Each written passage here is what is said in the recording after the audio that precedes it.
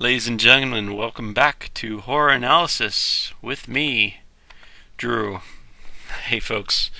Today we're continuing with a horror tale, but we are now done with Noel Carroll. Essentially, we're completed with Noel Carroll because most of the rest of his book goes over his paradox of the mind, paradox of the heart. Come on now. Which is, why do we like horror? And that's not something I want to get into at all. I've read over the section. It's given me a headache. I'm skipping it. Horror is, as I said before, it's not an interest to say why horror. Horror exists.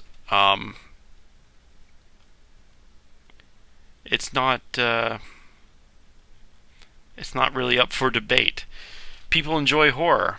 I'm not all that fussed about why. It's healthy people enjoy horror. Mentally healthy people. I worry about people who don't enjoy any horror or have never enjoyed horror. They kind of freak me out sometimes. Because I worry what's going on in their mind, being a horror fan. I assume the worst. Today, and for the next couple of days, we're going to be going over our buddy Steven. Hi, Steven. In Danse Macabre. There we go. Steven, Mr. King, believes that the monster dictates the story. Well, the kind of monster it is influences what kind of story it is. And this is not something that anybody's really going to contest too much, besides Noel Carroll. In our minds, of course, if it's a werewolf story, it's going to certainly go over certain werewolf conventions. Not just silver bullets. It's going to be the interior struggle. Vampire stories, they're going to have to go over certain conventions, not just crosses and garlic. Stakes, nope, we're talking about outside evil and sexual tension and kinkiness, for lack of a better word. We'll go over that more, and that's always fun. No one really wants to talk about sex, so it's a boring subject, really. And of course, the story of Frankenstein is going to have some element of a dichotomy, like a cross between sympathy for the monster and, of course, the desire to destroy the monster because it's a monster. There's a disconnect there in us. If you're doing a Frankenstein type monster right, or a vampire type monster right, or a werewolf type monster correctly, these are conventions that you're going to hit. And ghost stories have their own conventions. We'll go over ghost stories as well. They're a little bit weirder. And of course, they're a fuzzier card in the tarot deck. Tail of the Hook and Tail of the Tarot is how King splits it up. The tarot cards, which we're going to be going over later, the Thing Without a Name, the Werewolf, the Vampire. Why do I say it out of order always? Thing Without a Name, the Vampire, the Werewolf, and then the Ghost in the Bad Place is the weird one at the end. But the Tail of the Hook is the simplest. It is the easiest form of horror to understand. It is usually the shortest form of horror to understand. Pardon.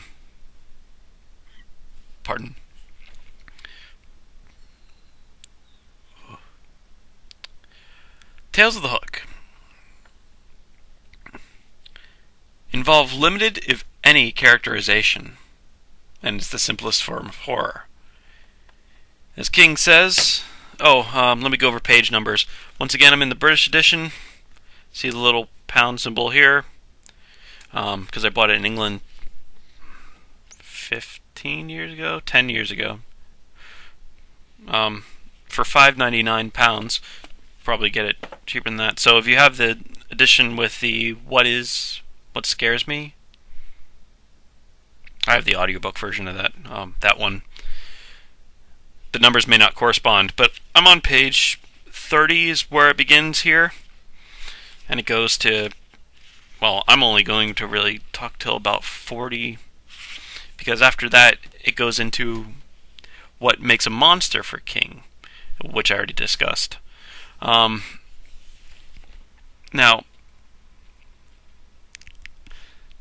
let's see. The simplest form of horror is the tale of the hook. He gets the name from the tail of the hook, which is actually quite nicely illustrated.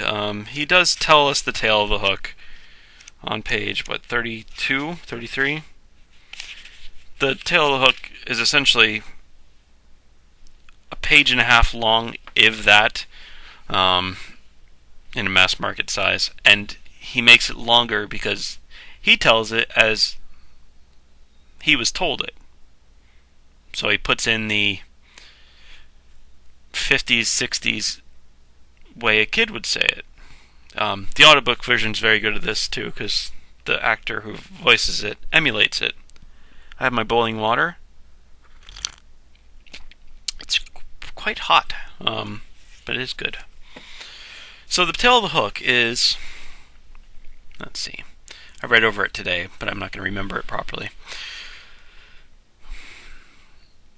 A boy and a girl, high school couple, a cheerleader and the football player, go out to Lover's Lane in their car, and to make out and do whatever they do at Lover's Lane.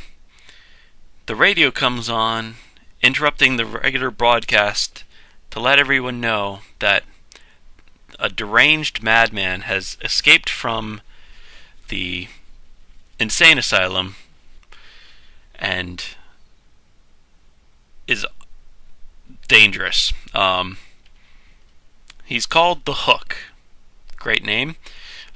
Because he doesn't have a right hand, he has a metal hook that is razor sharp, and he was institutionalized because he went to lovers' lanes and chopped people's heads off. Chopped courting couples' heads off with this razor sharp hook. Lovers' Lane pretty much clears out. Only this one couple are left. Ooh. So, the girl is getting quite frightened. She hears rustling in the bushes, and the asylum isn't that far away from this Lover's Lane. And she hears, footsteps and stuff like that. So she's getting freaked out, and she's not getting into the making out. She's sort of getting the boy angry. The boy says, "Oh, I'll protect you. We don't have anything to worry about. I'm not scared of this hook guy." However, the girl is just working herself into a panic. She even looks into the rearview mirror and thinks she sees someone peeking down, peeking at them from behind the bumper. And she says to the boy she's had enough. I'm not going to make out with you anymore. I'm never going to let you come. I'm never going to go out on a date with you again. Just take me home. I've had enough. So the jock is really pissed off now. So he says, fine. Puts a pedal to the metal, peels out, sends the dirt and gravel flying everywhere, and goes at 90 miles per hour out of the Lover's Lane. So now Lover's Lane's completely deserted because they were the only ones that were going to stay there. So he's angry. He's driving her home, but he calms down. Says, all right, well, at least, I'm taking her home. At least she'll go out with me again. We'll make out. It's all ridiculous, but whatever. Women, hey, he says to himself. So he gets out of his car when he gets to her house, goes around and is going to open her door. When he's about to open her door, he stops. And he turns white as a sheet. And then he passes out. Faints dead away. The girl's all, Bobby, what's up? Or, what's wrong? So she gets out of her car, goes over to see him, check his pulse, let her smack him his face, whatever they do in these situations. Or whatever women do in these situations, in these stereotypes. And when she closes the door behind her, she hears a jingling. She turns around. And what does she see? A razor-sharp hook dangling from her door handle. That's the tail of the hook. There is no characterization. All the characterization is for the boy and the girl, and they're as stereotypical as can be. I don't think... I gave one a name, Susie and Johnny. Susie cheerleader and Johnny football hero. I don't think King even put that much into it. Oh, Louis. Louis is the guy. The girl doesn't even get a name. The bad guy is only named the Hook. That's it. There's no characterization. The story exists purely to scare the crap out of little kids. If it works, which it should in original conception, I'm not the best storyteller, and me just talking is weird for me, so my delivery's not great. However, as you've heard the story before, I'm not too worried about it. You know the story. You're going to translate it into a better version in your own mind as you hear it. There's no blood. There's no gore. You sort of hear about them chopping off the guy chopping off heads, but you don't really see him chopping off heads in your brain. It's just you hear about it. And the way King tells it, it's from the kid telling a kid point of view. So it's even less graphic. What it does, it gets under your skin. Even as I was telling it, I did the sly look over my shoulder to make sure someone wasn't creeping up behind me, even though I have a camera there and I can see behind me, seeing all this. But there's this part off camera over here that I can't see, so I went, oh, hey. Just to make sure. Because it works on you. There's no revulsion, there's no gore, there's no grue. That doesn't even show anything. All it shows is the hook at the end. Which, if it's a guy's amputated hand or whatever, it may have like a bit of blood on it. That might have, blown off in the wind as the guy was driving home too. So all it shows is the hook.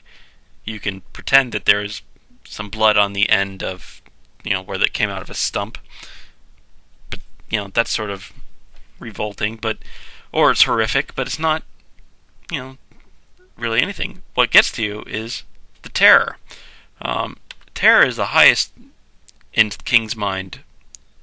It doesn't have to show anything to get into your skin. This is a tale of terror. It's also a tale of terror for Carol, of course, because in this story there's no monster.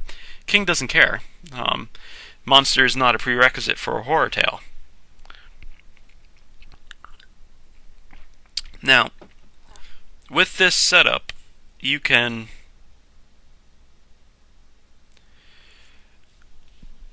make any kind of horror tale you like. You could make the Hook an alien from another planet, a creature raised from the dead.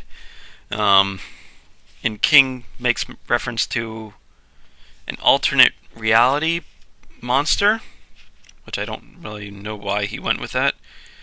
Clifford D. Simak, a creature from an alternate Earth. It doesn't matter what the hook is. It's a, you know, with that little characterization, it could be anything. So, Tale of Terror doesn't show anything, but it still gives you the willies. A horror tale will actually show you what you're scared of. That isn't as strong an emotion as the terror tale. And the revulsion one is the gross out. It's gore and blood and just guts. Guts all over the floor and all over the screen. Until you feel uncomfortable and creeped out that way. Guts with maggots in it. Nice easy way to gross people out. I have this set up. There's the terror, there's the horror, there's the revulsion.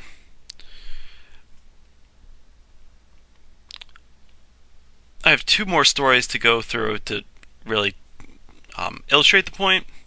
The second one was Monkey's Paw. The Monkey's Paw was Abrams. I think it's Abrams.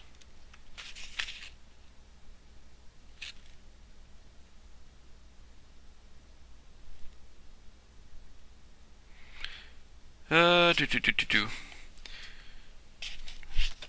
don't think it says in here, but I think it is Abrams. My apologies if it's not. I'm sure someone will let me know. The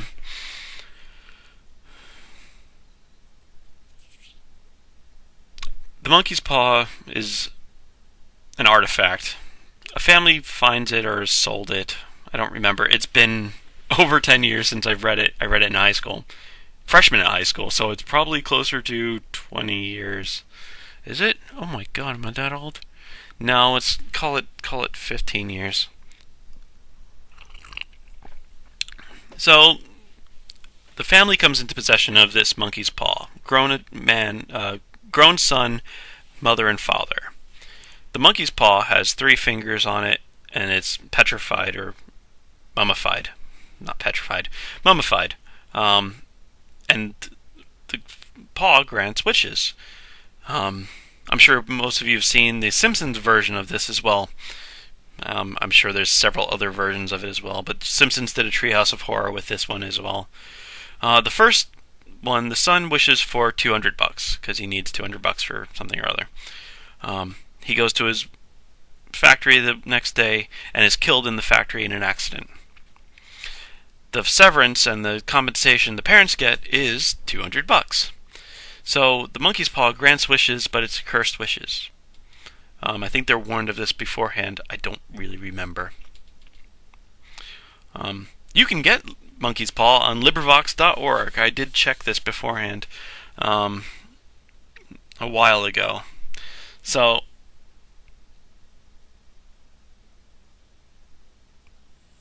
yeah, LibriVox.org is, of course, the free audiobook site for all public domain books and stories, etc. So the Monkey's Paw you can get easily and read it yourself, or listen to it yourself. So the second wish is made by the mother. The mother is grief-stricken with the loss of her son, as understandable, and she makes a wish that her son comes back, is alive again. The dad catches on, realizes these are cursed wishes. So as there's a knock on the door and the doorbell rings, the wife goes and rushes to meet her son, who is now alive. The husband makes a wish to say, just to undo the last wish. Don't want to undo, we just want to undo the last wish. So when the wife opens the door, throws the door open to embrace her son, nothing's there. But you're in the dad's mind, because the way it goes. So you know that what was there was not the sun hale and hearty, nice and healthy, it's the sun something else. But you don't see anything, so it's a tale of terror. King makes a point of saying that EC Comics, the horror comics in the 50s and earlier, well, no, probably 50s, showed it. They did a version of the monkey's paw and they showed it. It was a zombie, essentially. So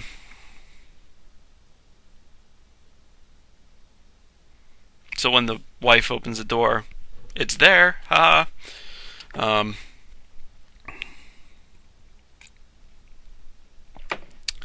That's horror. That's not terror anymore. Tale of terror is you thinking, what could have been there?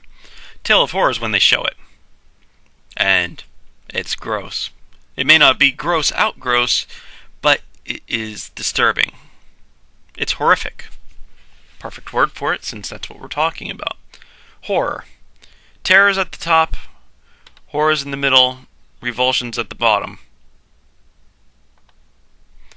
The third story that Stephen King goes over, I don't think he goes over the monkey's paw, but I thought it was pretty illustrative. He talks about it, but he doesn't go over the plot. The third story that he does talk about the plot for is an EC tale, Foul Play.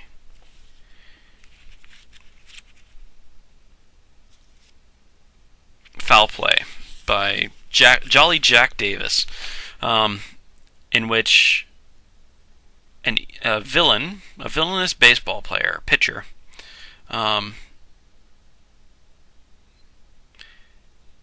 conspires to win the game by any means possible.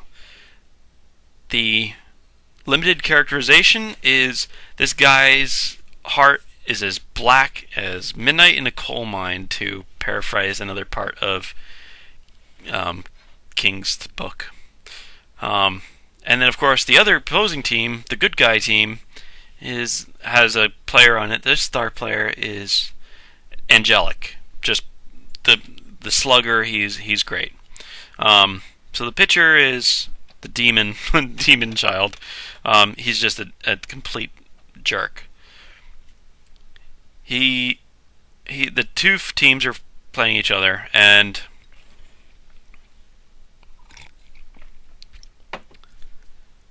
the bad guy coats his cleats with fast-acting poison. So when he slides in and gets tagged out by the slugger, the good guy on the other side, he poisons him, and the slugger is unable to win the game for the team because he's poisoned, and strikes out and dies as he's striking out. Because he can't swing the bat because he's poisoned.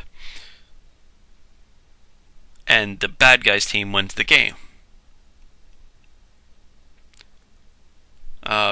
The good guy's teammates realize he's been poisoned after the team doctor looks at him, so they conspire to get him on their own terms. They don't turn him into the police, they just want to get him.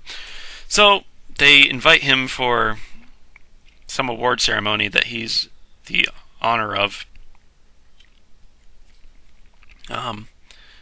appealing to his sense of self-worth. It's not, even King mentions that that's pretty weak, but, whatever. The guy's stupid as well. So he goes late at night to the ballpark, all alone, the bad guy, and the team's waiting for him. The scene ends with the panel. The team is on the field, ready for a night game. The lights are on. The team doctor is ducked out as an umpire. He dusts off home plate, but it's a human heart. It's the bad guy's heart. The batter steps up to the plate, and he's holding a leg as a bat. And the baseball is the guy's head, and it looks like it's been hit a bunch of times with this leg. One of the bases is an arm, one of the bases foot, and the other base is another arm, whatever. And then, of course, the intestines are what's lining the base lines, base paths. That's gross. That's just disturbing image. It's creepy. It's not horrifying. It's just creepy. It's gross creepy. It is the revulsion thing. You can have something hit the bullseye and get all three. You do not necessarily want to even aim for all three, but it's possible that you could. King makes a point of saying he's going to shoot for terror. If he can't get terror, he'll shoot for horror. If he can't get horror, he'll shoot for gross out. He's not proud. He'll do what it takes to creep out somebody when he's telling a horror tale. That's perfectly reasonable. He doesn't see him as a hierarchical. Well, he does see him as hierarchical. Hierarchical. Terror is the purest emotion. Revulsion is the lowest of them, and horror is in the middle. But, as King points out a few times, you can't lose your taste for junk food in this genre. You have to embrace the awful, but whichever way you want to say it, OFFAL or AWFUL. Once again, as little characterization as you can get. If the bad guy is just, this thing's just the outsider. It's just trying to kill you. As said in the rest of the Tale of the Hook chapter, called the Tale of the Hook, Tales of the Hook, King talks about monstrosity, and that's what we were talking about earlier with monstrosity.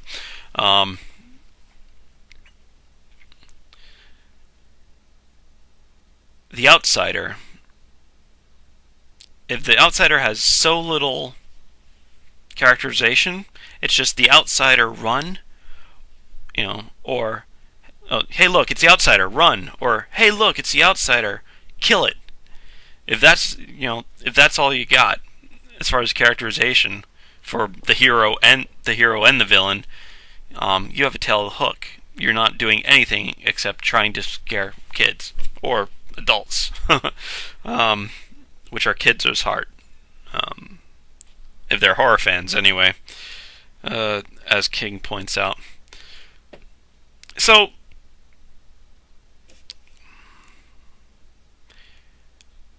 when you have this little characterization, how far can you go?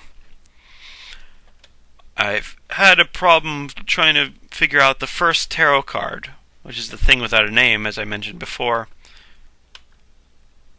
because it seems to be Tale of the Hook with just a little bit more characterization. Frankenstein is a thing without a name. The Hook is a thing without a name. Frankenstein is, of course, named Adam, but the Frankenstein, quote, monster is a thing without a name. And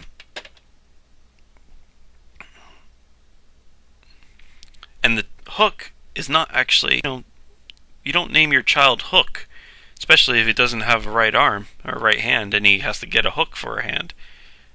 That's cruel and unusual. Do you want them to be a pirate? What's wrong with you? So no, the Hook character doesn't have a name. He's called the Hook. That's as much characterization as you get. That's as much character as you get. But for Frankenstein, of course, you get a bit more character. Thing Without a Name, you may get a bit more character. You may not all that much. You may feel some sympathy for it. You may not. It is, of course, a thing without a name, and you don't feel any sympathy for it. Either Pennywise or the creepy spider scorpion thing at the end.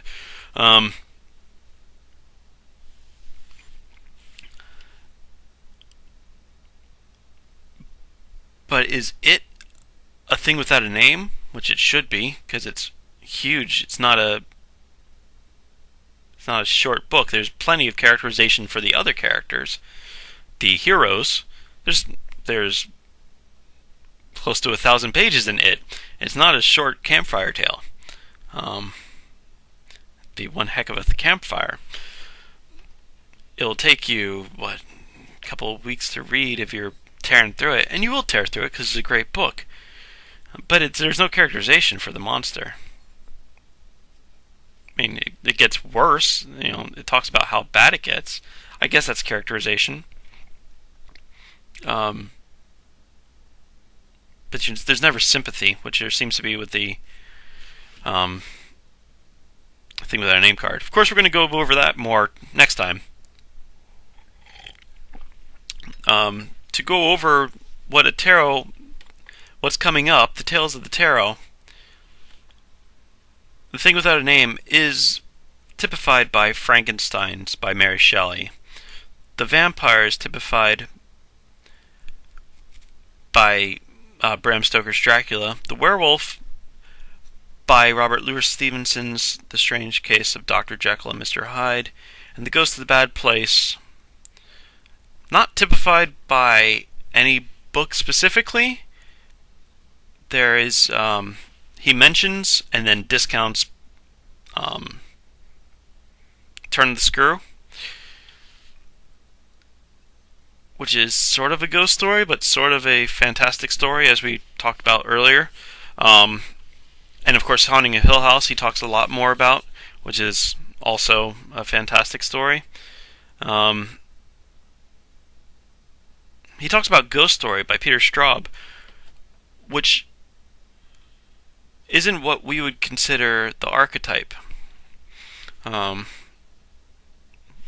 what I consider the archetype. I have issues with this one because sometimes it's the ghost, sometimes it's the bad place. Sometimes the bad place don't involve ghosts, sometimes the bad place aren't the character. Sometimes the vampire's the character, and the werewolf's the character. Sometimes the bad place is the character. Hill House was the character.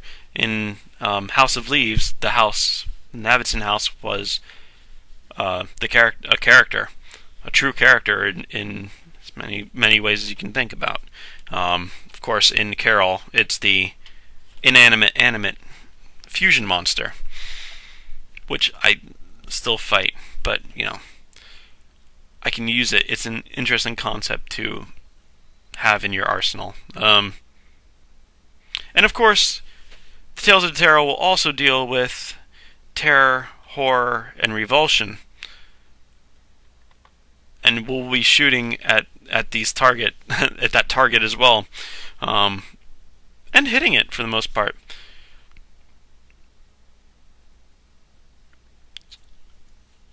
Hitting it more with ghosts than anything. Ghosts really freak me out. Oh my goodness.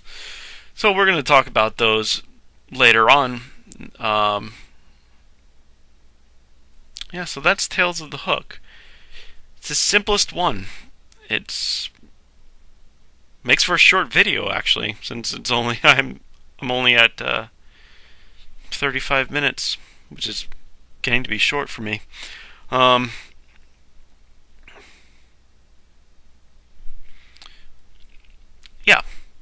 So we're going to continue with Stephen King.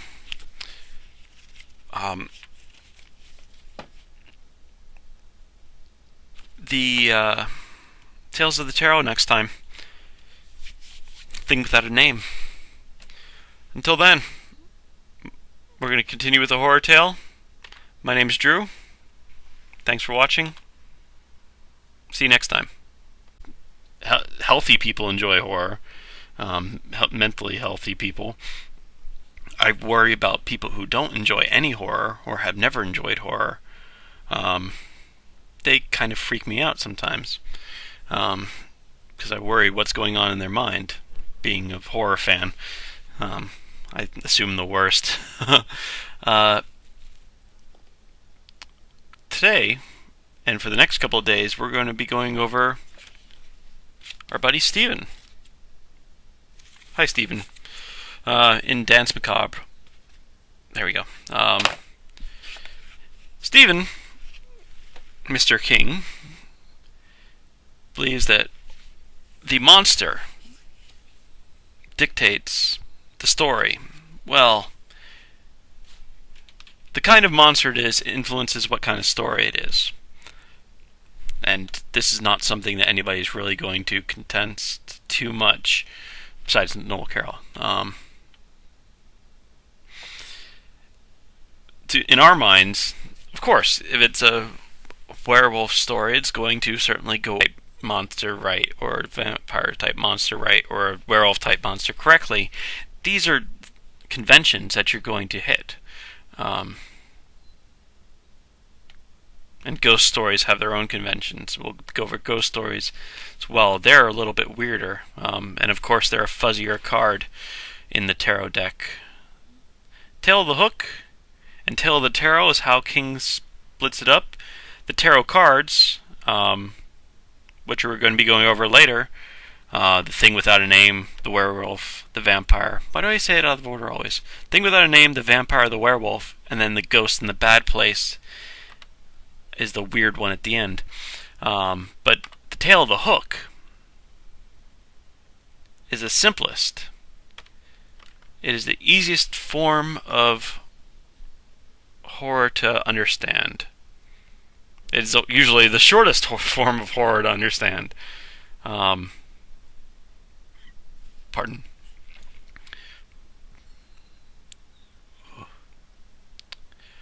Tales of the Hook.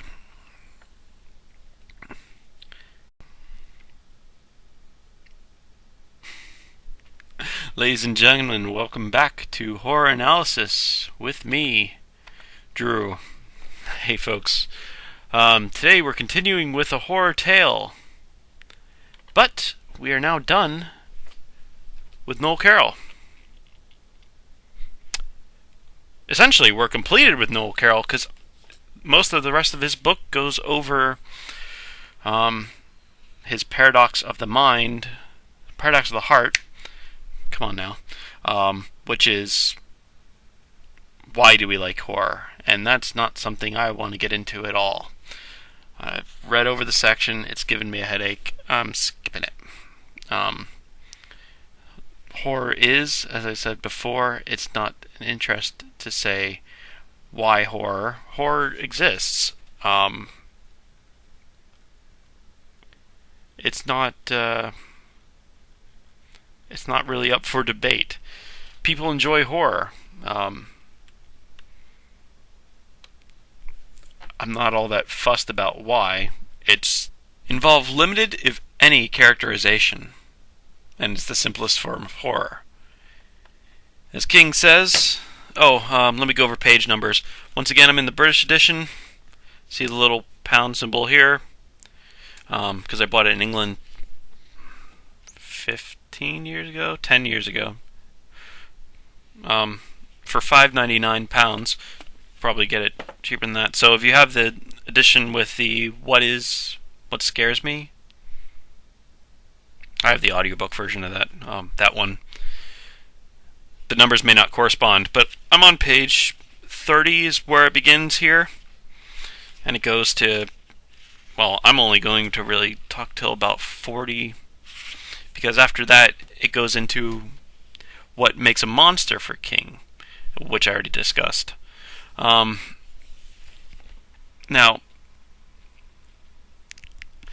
Now let's see. The simplest form of horror is the Tail of the Hook. He gets the name over certain werewolf conventions. Not just silver bullets. It's going to be the interior struggle. Vampire stories, they're going to have to go over certain conventions, not just crosses and garlic. Stakes, nope, we're talking about outside evil and sexual tension and kinkiness, for lack of a better word. We'll go over that more, and that's always fun. No one really wants to talk about sex, so it's a boring subject, really. And of course, the story of Frankenstein is going to have some element of a dichotomy, like a cross between sympathy for the monster, and of course the desire to destroy the monster because it's a monster. There's a disconnect there in us. If you're doing a Frankenstein type